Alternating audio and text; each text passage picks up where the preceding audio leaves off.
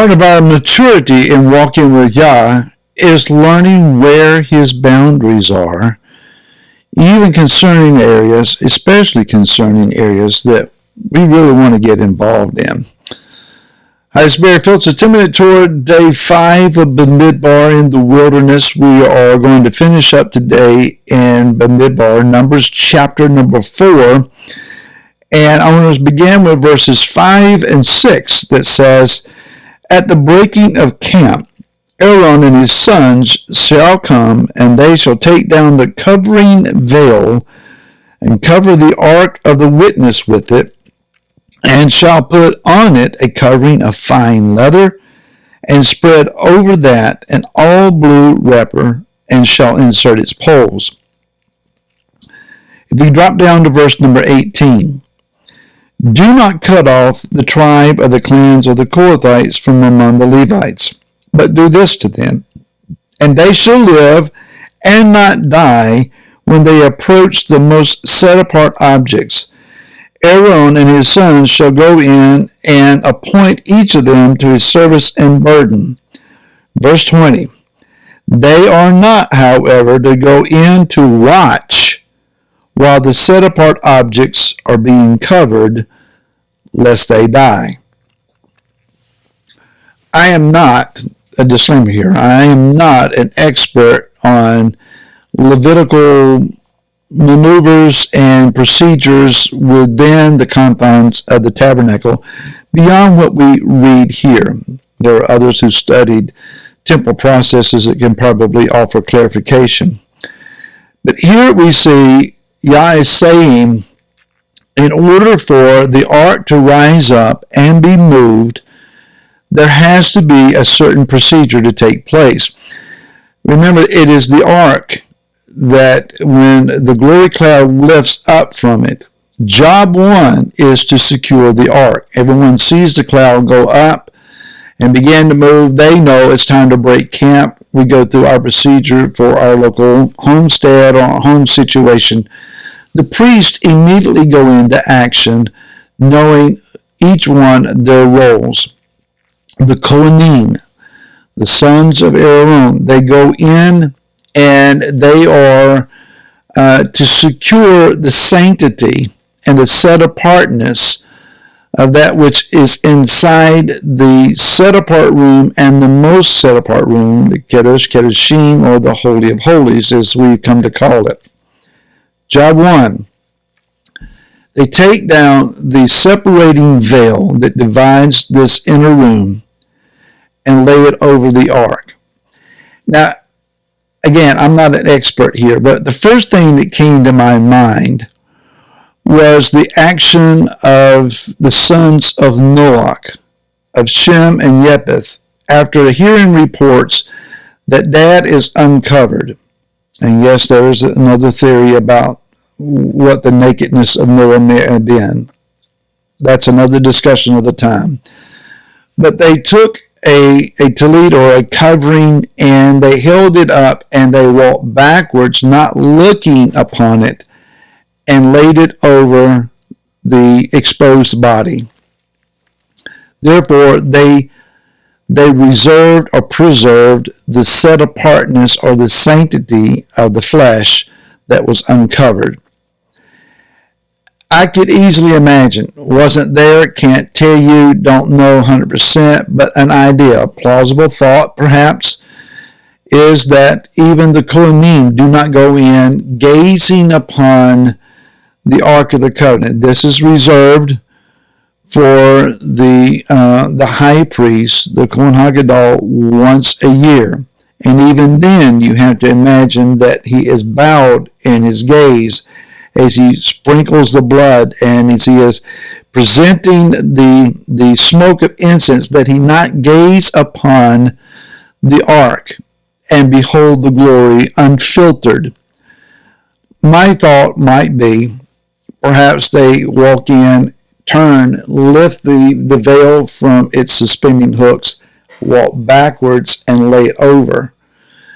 Once the ark is covered, it is then covered a second time with fine leather, a wrapping of that, and then finally with blue.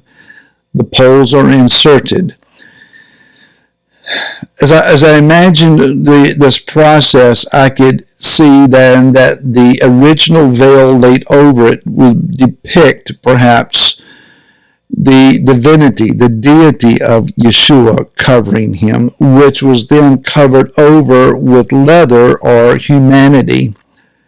And then the blue wrapper, his royalty, his sovereignty over the earth from the sea to the sky, covering over that.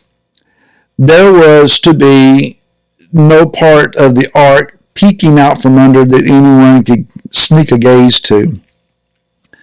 While this process is going on, there are Kohathites waiting outside. They're not permitted to observe this process. They are then at the appropriate point beckoned to come, and the men that are called and selected come in to take up one end of each of the poles and together lift it up and bear it on their shoulders. Now, there is rabbinical commentary that suggests that when they picked up the ark to carry the ark, it was more like the ark suspended them in air and the ark carried them. May sound fanciful, but with the Ark of the Covenant, I don't limit anything. It's a possibility. Nevertheless, the point made here today is that there are those that are called to carry, to transport, to have responsibility for things that are set apart and holy and sacred, but they themselves are not allowed to look at it. It is the assigned role of carrying the unseen, carrying what we can't see.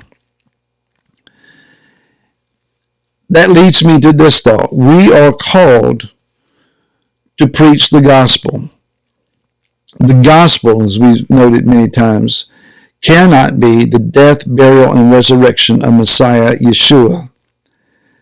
If the disciples had been going and declaring that gospel to all that they were commissioned to go to, they would not have been overwhelmed, perplexed, and confused about those things taking place. Rather, Yeshua came preaching as Yochanan the Immerser or John the Baptist did, repent, for the kingdom of heaven is at hand. The gospel, the good news, is the world is not going to destroy itself. Man is not going to end his total existence upon this earth. There is rescue coming. The Calvary is coming. Yahweh Sabaoth, Master of Hosts, Yeshua the King, is going to lead his army to rescue the earth and to bring about righteous judgment and to set things right. You're not going to do this through court systems. You're not going to do this through political systems or economic systems, and certainly not through religious systems. We are to carry the message of the coming kingdom, even though at this moment we cannot see it. It is veiled to us. But what we can see is this outer blue wrapper, this tapestry of Tekelet that announces to us, I'm carrying the kingdom. And I know that the one who resides in this kingdom is both deity and divine, but he's also humanity. And I will carry Messiah and the revelation of him as king. Even though I can't see it, I am trusting him for it. Be faithful to carry the kingdom. Shabbat Shalom to you, to all who are with you. Thank you so much for your comments, your viewership, for subscribing, for liking videos, for encouraging others to watch, and for your prayers. Shabbat Shalom.